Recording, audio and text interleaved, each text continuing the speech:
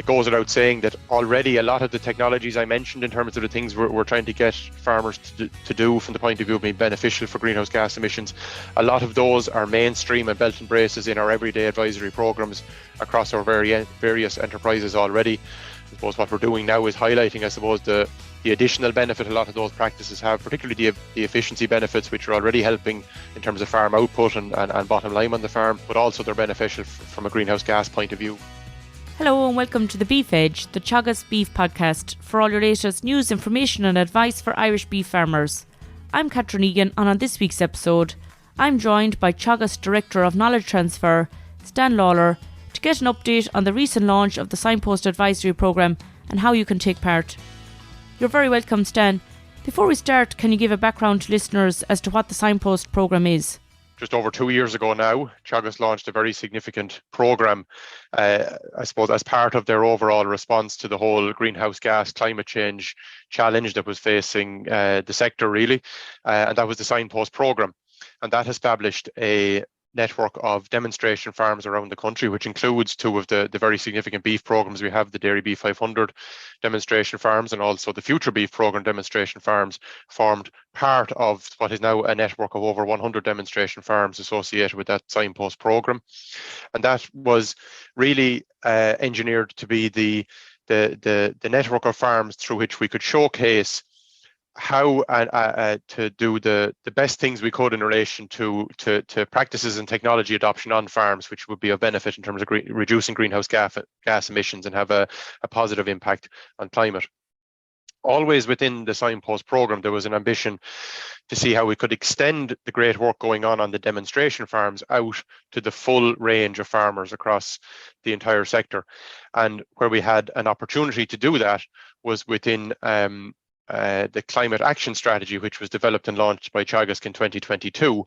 One of the key pillars of that strategy is the Signpost Advisory Programme, which we're here to talk about this morning.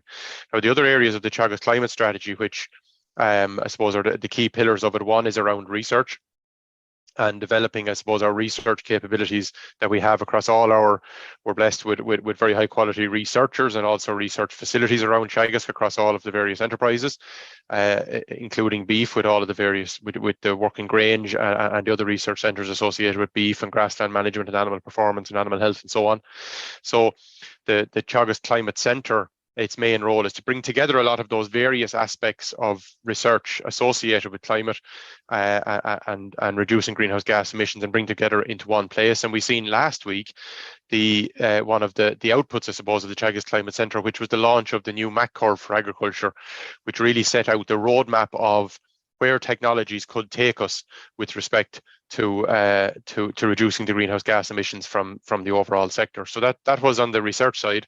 But the other two key pillars of the climate action strategy, Teagasc climate action strategy, were the Signpost Advisory Programme, but also importantly, a tool to be developed which would help an individual farmer to engage and work out, well, you might be hearing as a farmer what the overall challenge for the sector is, but what does it mean for my farm? And a tool being developed now that's currently available already through a collaboration with Teagasc, Board BIA and ICBF is a tool called AgNav. And what that tool is really using, first of all, using data that's available across ICBF platforms, that's available through the good work farmers are doing through engaging with the likes of Board BIA quality assurance and so on, with sustainability surveys and so on, using that data to produce an easily accessible number for farmers, which shows what is the actual greenhouse gas emission status of my farm, and also what is contributing to that. So it's fine for a farmer, and a lot of farmers are going to various events and reading media and so on, and they're hearing about the overall challenges for the sector and the overall technologies that they might use. But what are the most appropriate things to use on my farm at home? And that's what AgNav now provides. It's the first chance really we have for farmers to be able to actually engage with their own number and see what are the best practices for me to adopt on the farm. So really what the Signpost Advisory Programme is about, it's the combination of the demonstration and the usage of farmers and enabling the usage of farmers, of AgNav by farmers, to see what their individual number is, and then the advisory support coming in the background to help farmers to make a plan and and put that plan in place on the farm and have advisory support to help take on those actions and help do what needs to be done on the farm in terms of making progress with greenhouse gas emissions. And I suppose the overall tagline as a result for the Signpost Advisory Programme is built around the concept of know my number, make my plan. Know my number being the greenhouse gas emissions profile for the farm coming from AgNav, and then make my plan is the advisory support to help the farmer decide what are the things to do and to help the farmer to get them done. Dan, you mentioned there about the Dairy Beef 500 programme and the Future Beef programme, which are all part of the Signpost programme now. How do you envisage that the Climate Action programme is going to link in with the Signpost Demonstration Farm network? So as I mentioned earlier, I suppose the concept behind the Signpost Advisory Programme is that really it's the next phase building on the good work of the demonstration farms that we have in the Future Beef and the Dairy Beef 500 programme. So in communicating, I suppose, and helping farmers to get a handle on the types of technologies and the good things to do from reduction of emissions perspective. There are a number of steps a farmer can take, and in the case of across all of the farming enterprises, one of the ways we're doing this is breaking this down into 12 steps to reduce greenhouse gas emissions for the farm. So for example, what we're doing with the demonstration farms is trying to implement as many of these as possible, and then by the demonstration farmers being able to tell their story of how they're getting on with those technologies, then that gives the confidence and the experience of those farms. It helps other farmers to take that on and learn from the experience of the demonstration farm. So across those 12 steps, one of the things that's important to bear in mind is that in many cases, the steps are not just about benefiting greenhouse gas emissions or reducing greenhouse gas emissions. They also have positive benefits in other areas. It could be other environmental areas such as water quality or biodiversity, but also, and equally importantly, they're usually very, very beneficial for the bottom line of the farmer as well. So just to take some examples of some of the measures, I suppose the first key area of focus is the whole area about soil management and nutrient management on the farm. So things like using protected urea, steps that can reduce your overall dependence on chemical nitrogen fertilizer, such as applying lime, building and maintaining soil fertility, using low emission slurry spreading to get better value out of your slurry, and also and critically incorporating clover, whether it's white clover in a grazing system or whether it's red clover more suited to silage systems. But all of that come together to reduce the emissions associated with nitrogen fertilizer input. Then there's other measures around efficiency on the farm, particularly around maybe better grassland management.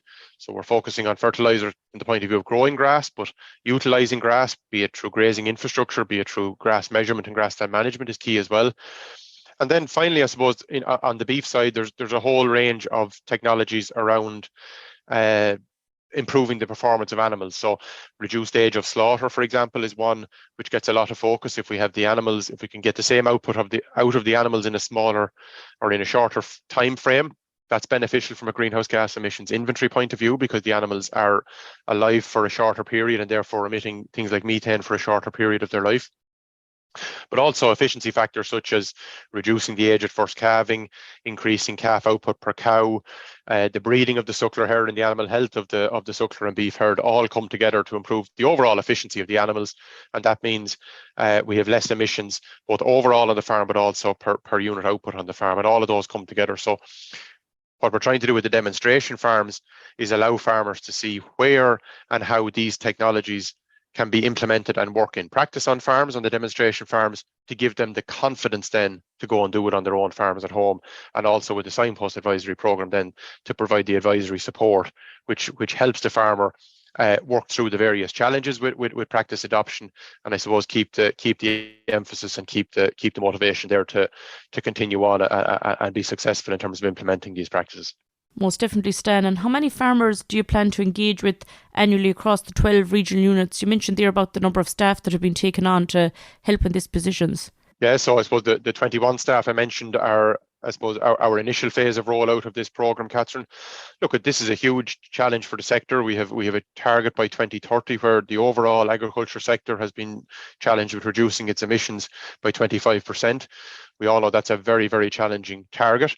And it's going to take a lot of effort and resources to be able to deliver on that target. It also means that we need a huge number of farmers to engage with this. This is really a challenge for every single farmer in the country. So, but we're also conscious that, there are varying levels of emissions on different farms and different systems as well. But in order to reach the types of numbers to achieve anywhere close to our targets for 2030 and beyond. We have a target for this program to reach 50,000 farmers over the 7-year period of the program. So the program is set up to run from 2023, which is the current year, and it's already up and running with the advisors having been put in place. The program will run through right up to 2029.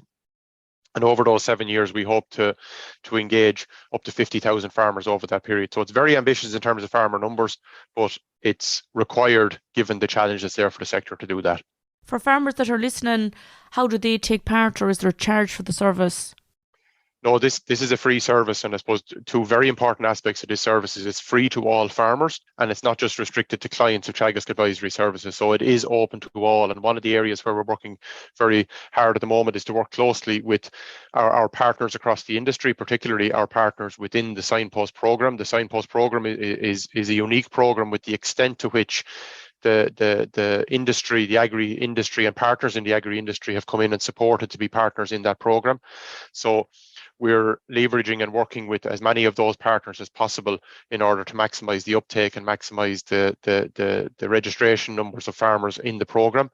But for individual farmers interested in the programme, they can go onto the Teagasc website, and they can, if they look up Signpost Advisory Programme or Climate Action Strategy on the Teagasc website, they'll find links where they can register online and fill in a very simple form online on the Teagasc website. And then their name and details will be recorded and will be picked up in the local region appropriate to them in terms of their location, and there'll be follow-up then at a local level. That's if they want to register online, or if they just want to express an interest in their local Teagasc advisory office, they're more than welcome to do that too, and they can register for the programme and seek to get involved through their local office as well. So no shortage of opportunity to get involved in the programme, Catherine. We're looking for as many people as possible to engage. Most definitely, and I think the big thing is this is an advisory service in addition to the current services Teagasc are already providing through the local Teagasc advisors. Absolutely, and I want to highlight as well, while this is a new programme and this puts, I suppose, a strong emphasis on greenhouse gas emissions and the climate change and climate action challenge, it doesn't it goes without saying that already a lot of the technologies I mentioned in terms of the things we're trying to get farmers to do from the point of view of being beneficial for greenhouse gas emissions, a lot of those are mainstream and belt and braces in our everyday advisory programs across our various enterprises already. I suppose what we're doing now is highlighting, I suppose, the additional benefit a lot of those practices have, particularly the efficiency benefits, which are already helping in terms of farm output and bottom line on the farm, but also they're beneficial from a greenhouse gas point of view. And, you know, the other thing which is, I think, really important to recognise as well, Catherine, is for many years, there's a lot of farmers who've been doing a lot of this stuff really, really well and already have very good greenhouse gas emissions profiles as a result. And, you know, the opportunity now we have with the AgNav tool and with this program, it's actually a good opportunity for those farmers to be able to see and highlight the good work they have been doing over a number of years already, in addition to seeing where they can make improvements as well. Because one of the really big benefits for the whole sector of this program is the fact that it is voluntary for farmers to get involved. It's available to all farmers, it's free to all farmers, but it's also voluntary to farmers. But the more farmers we can get engaged, that's a really good message for the sector to be able to say, you know, anyone out there who thinks that agriculture is not taking greenhouse gas emissions and climate action seriously and not doing their bit for the overall, for the sector and for the overall national effort on greenhouse gas emissions, well, being able to show the number of farmers that are involved in this program and the progress that they're making, that'll be a very important message for the sector to be able to give going forward. And we see that as a pivotal part of the programme in terms of one of the benefits that it will provide over time. And really, Stan, a basic requirement for change is knowing where the farmer is starting from, and having the tools such as the AgNav tool you mentioned and access to an advisor is going to go a long way in giving the farmer information for their own farm as part of this programme. Absolutely. And that's, I suppose, the fundamental part of where we're setting out to do, Catherine, is know my number, make my plan. With this programme, we now believe this is one of the first opportunities a farmer has to really engage with the specifics of their own farm, to know what is where they're at, to know what is the right way forward in terms of an action plan, and to have the support available to help them to do that. Some measures are easy to adopt, more measures take time and they take trial and error, and we want to have advisors on hand to help farmers through the various steps on that journey. That's great. Thanks very much, Stan. And for anyone that's interested, I've included the link in the podcast text to register for this new Climate Action Advisory Programme service. That's all for this week's episode, and my thanks to Stan for joining me on the show. You can catch up on all other shows and interviews from the Beef Edge podcast on the Teagasc website at teagasc.ie, or you can listen on Apple and Google Podcasts as well as Spotify. Don't forget to rate, review and subscribe so you never miss a show. For all other updates from our beef programme, keep an eye on our Twitter and Facebook pages. Until next time, I'm Catherine Egan and thanks for listening.